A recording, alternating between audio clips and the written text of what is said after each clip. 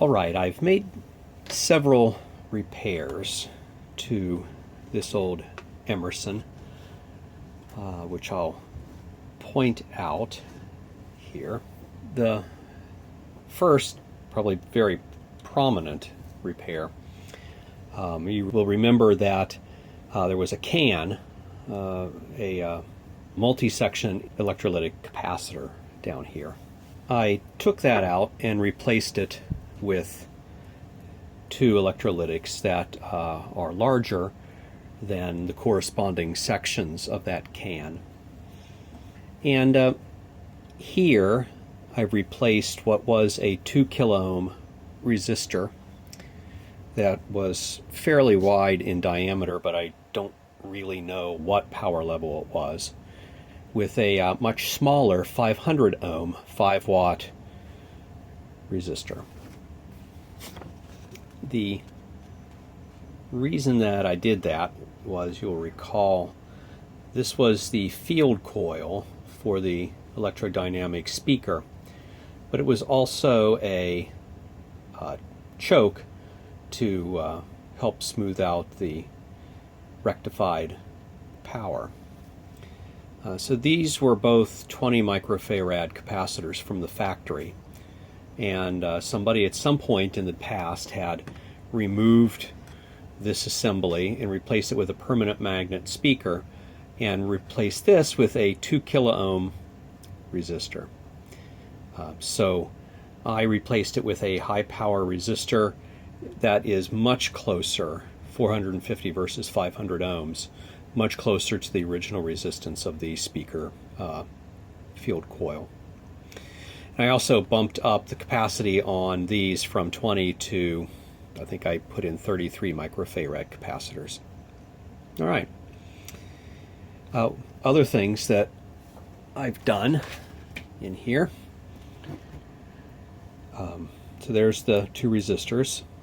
I've cleaned up a lot of the frankly messy wiring that came in this quote restored radio.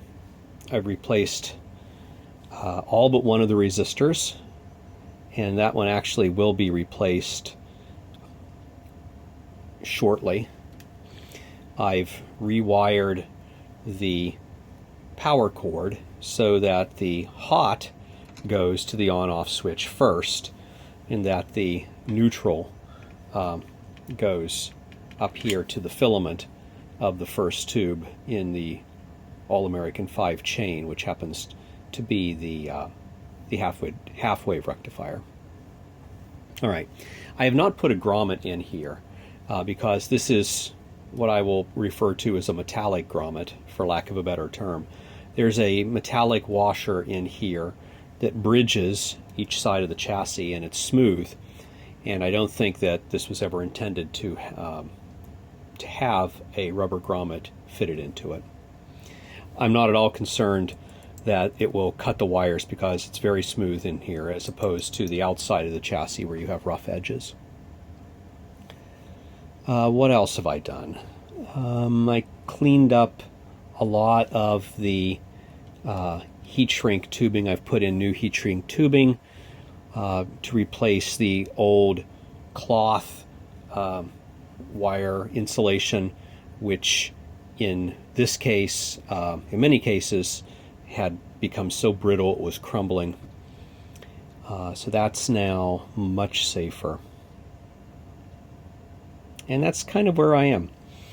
Now down here you'll see new wires, and then here, coming out of the other side of one of the IF transformers, you'll just see a lot of heat shrink tubing. I had taken off this IF transformer and opened it up, and 2 of the 4 wires were in horrible shape. That was these 2. The other 2 were actually pretty pliable and still in good shape inside the assembly, but they only started to lose their integrity outside. The wires, as I'll show you shortly, inside the can assembly that actually attach to the transformers are very, very thin. They're very delicate, and it's a good idea not to mess around in there if you don't have to. So I decided to replace these two wires that were very, very seriously suffering from rubber rot. But I decided to keep these two and just shore up the insulation on the outside with heat shrink tubing. That's not the best thing to do, but in this case I think it was probably warranted. Time will tell. But in any event, I'm not at all worried that the heat shrinked insulation will be at risk of coming in contact with the holes, the feed-through holes here. I didn't show that operation on camera, but there's two IF transformers, of course, and I'm going to show the insides of the second transformer, which I removed. That one came from down here, just so that you can see the inside. So these are actually attached through the metallic chassis with these clips. You know, they pinch through and snap in, and it's very nice. And these help to provide tension in the other direction. Up here are the trimmer capacitors associated with this IF transformer. And here's the inside. You can see just how bad the rubber rot is. Watch this. See how that just comes apart. My bench surface was just dust when I did the other IF can with the rubber rot, the rotted rubber insulations. Okay, and then so this whole assembly, which I'll take out in a minute, is held in place by this brass strip that goes across here and is affixed there. So let's see how we take this out. I'm just going to do this. See how that works. Maybe that doesn't work so well. Try a different approach here. Don't want to bend the case. The other one came out much easier.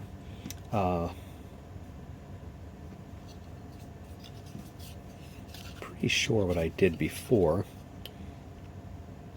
Oh yes, I remember. Okay, so you just kind of have to push this up and then over. So, you know, up that way and then in and out. That will pop. Just a little bit more cajoling. There we go.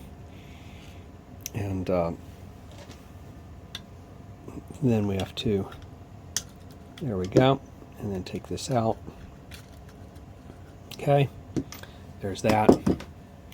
And then this should just slip right out. Okay, now these are fairly delicate, as you'll see in a moment, so you want to be careful. So there's the inside of that. Okay, it's all good. Notice that I've labeled this front. This faces the front of the chassis, and rear, that faces the rear of the chassis. We're just going to set that aside. So there's more disintegrating insulation.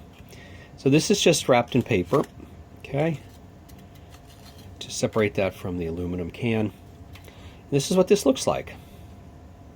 So up here we've got our trimmer capacitors, and these seem to be in good shape. And here now, this is what I was referring to.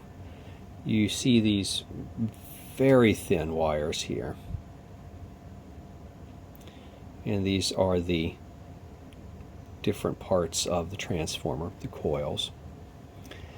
And if you can just avoid, you know, soldering these connections which affix to the very fine wires as well, it's always a good idea to do that. In this case, this is really, see how that just disintegrates. So this is very stiff inside. So we're going to have to figure out how to deal with that. This one, see, this one inside is still very pliable. 70, 80 years on. This one inside, see how that breaks? So that one's not very good. And this one somewhere in between the two. This doesn't look actually too bad. Okay. So what I'm going to do probably off camera is decide how to address this, either by soldering in new wire, certainly for this one, and certainly for this one.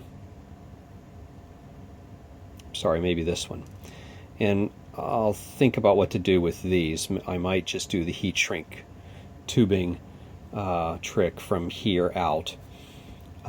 Again, maybe put a couple layers on there to insulate the wire and keep them separated, isolated from the chassis.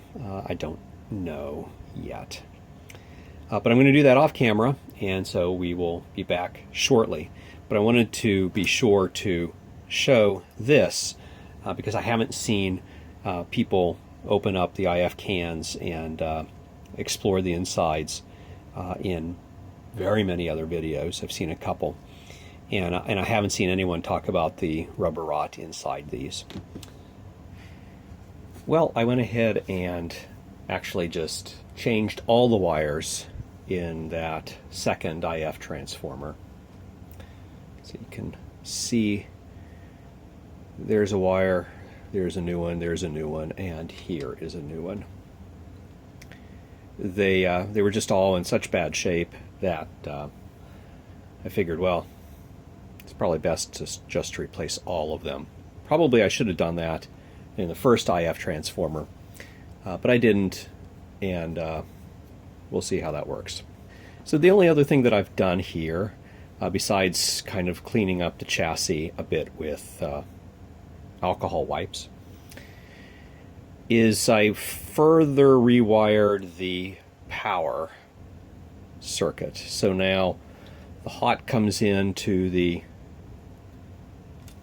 one pole of the on-off switch, and the other pole goes straight then to the filament line of all the tubes. That wasn't actually what had happened before, and you can see that on the schematic. So on the schematic before, this was where the switch was, and so I had put in a polarized plug so that this was always hot. But you can see that that hot didn't go straight to the transformer line. It actually went straight to ground. And so I switched things around so that this is now the hot arm, here's the switch, and that goes straight to the filament line. I have this circled right here because this capacitor and this resistor were actually not in the circuit as it was wired. They were nowhere to be found. So now we see that there's no longer a switch here.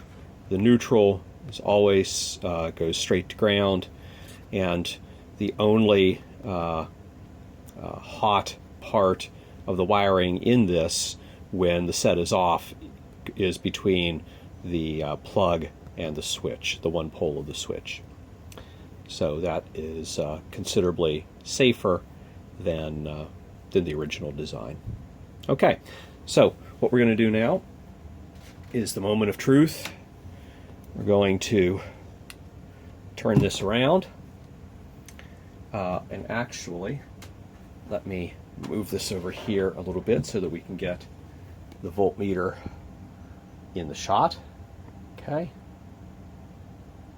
All right, and I've plugged this in, and what we're going to do is set the voltmeter to AC, and we're first going to check and see if the chassis is electrified.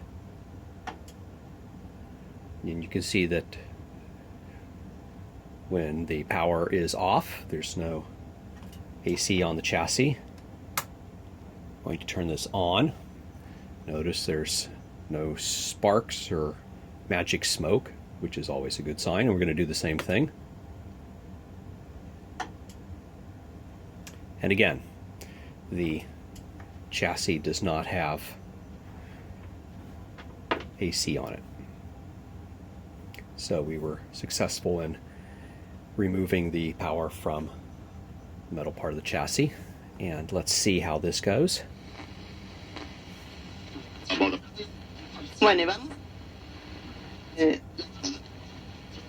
So certainly there are stations. I'm not going to stop on any one because I don't want to infringe on anyone's copyrights.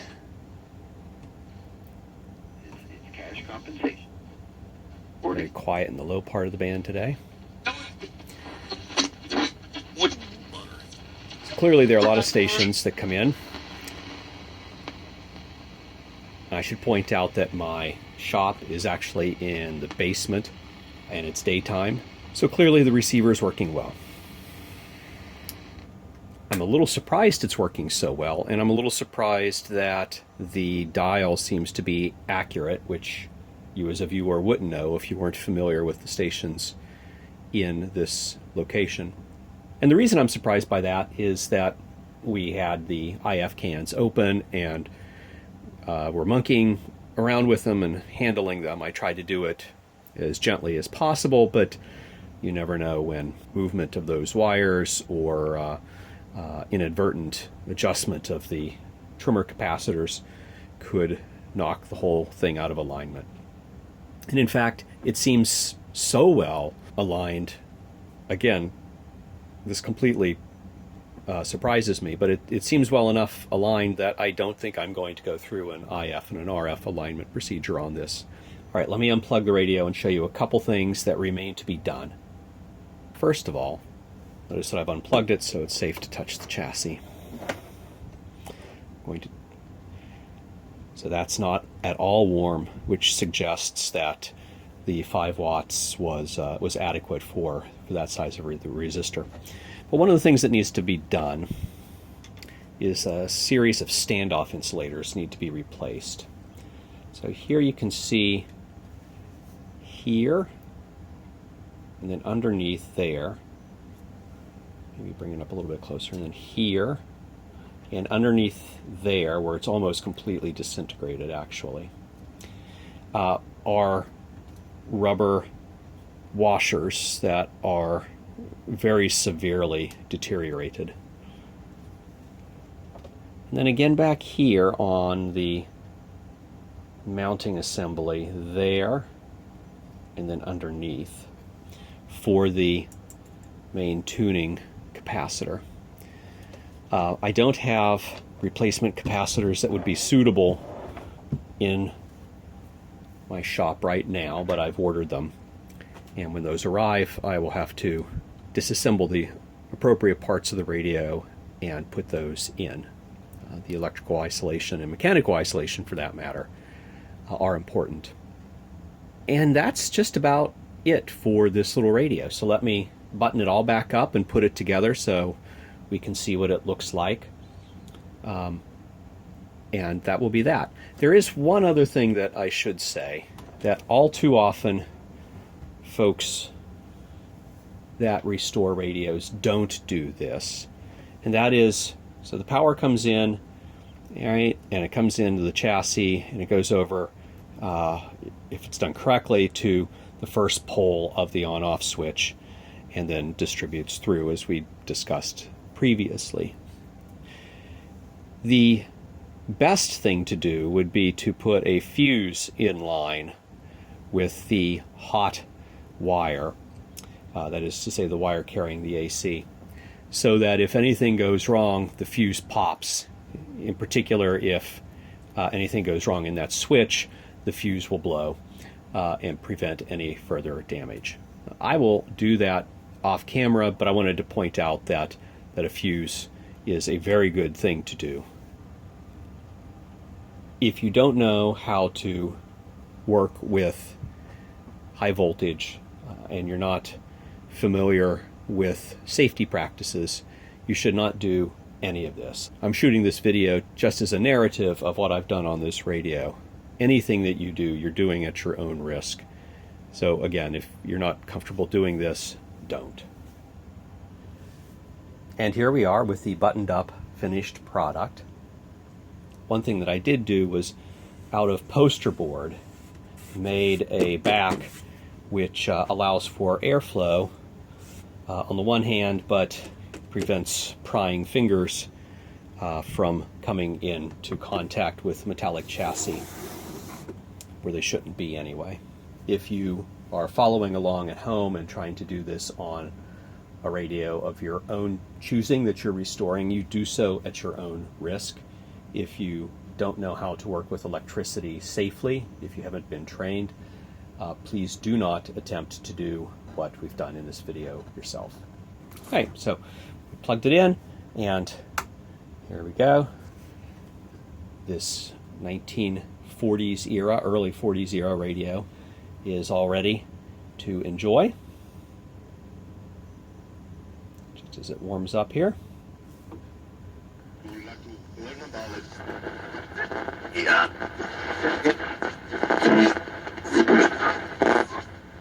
There we go.